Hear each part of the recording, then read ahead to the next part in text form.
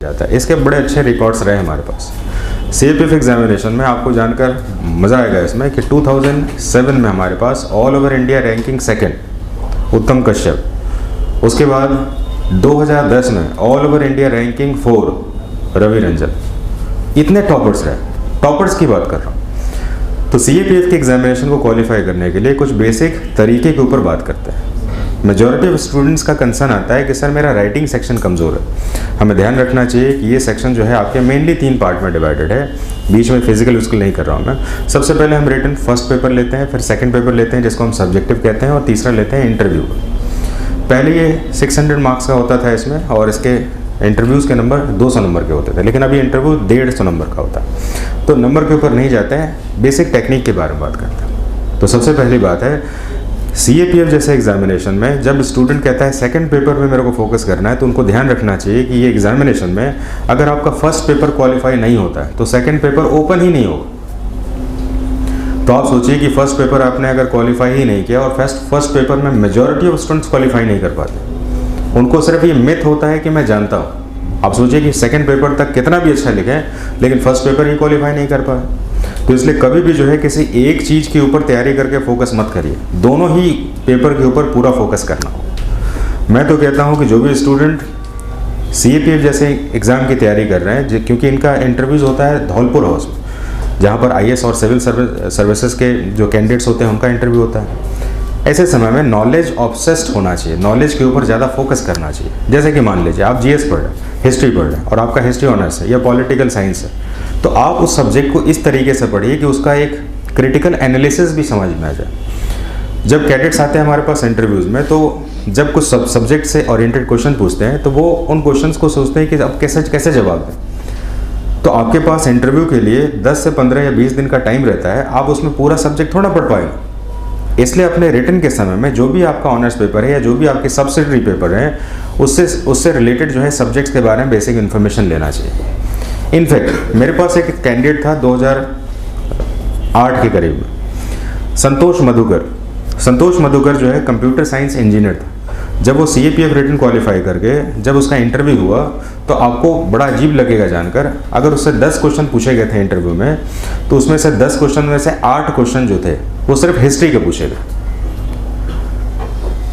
उसका सब्जेक्ट क्या था honours paper? Computer science, engineer था कंप्यूटर साइंस, और सारे हिस्ट्री क्वेश्चन पूछे गए। And he said sorry sir because actually it was not the subject of Madhukar. तो हमेशा ध्यान रखना चाहिए कि आप अभी प्रतियोगी परीक्षाओं की तैयारी कर रहे हैं, और उसमें पूछे जाने वाले सारे सब्जेक्ट्स के ऊपर आपका कुछ ना कुछ कमांड होना ही चाहिए।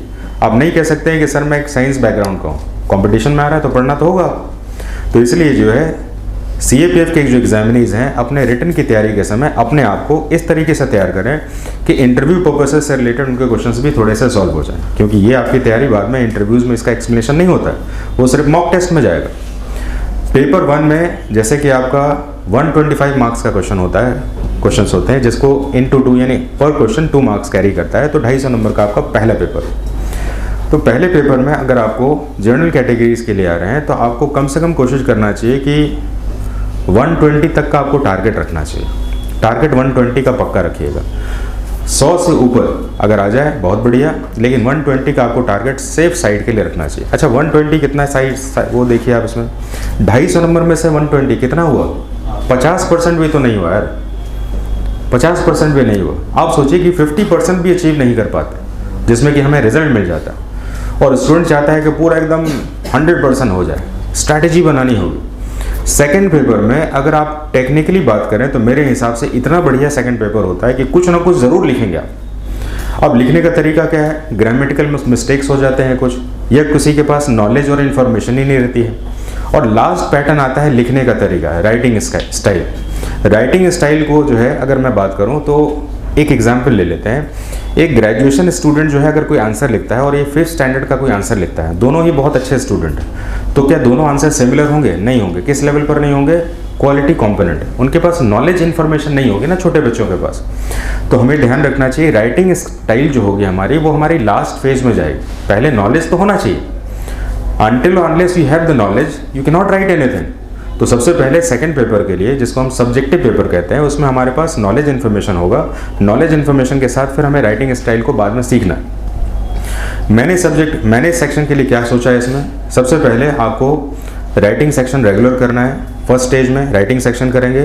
राइटिंग सेक्शन के बाद फिर आपका ग्रुप डिस्कशन कराया जाएगा। ग्रुप डिस्कशन से आपको जो भी आपने सेक्शंस को लिखा हुआ है, बाद में आपने मल्टीपल फ्रेंड्स के साथ अपने नॉलेज को शेयर करेंगे तो वो नॉलेज जो है आपका अपलिफ्ट होगा। तो ये सेक्शन के साथ अभी आने वाले समय में आप अभी शेड्यूल होने वाले। तो ये मेरे पास पहला इन्फॉर्मेशन है जो कि CAPF कैंडिडेट्स के पास सबसे पहला जो ऑब्सेस्ड होते हैं सेकंड से, राइटिंग कैसे होगा, राइटिंग कैसे बहुत आसानी से हो जाएगा।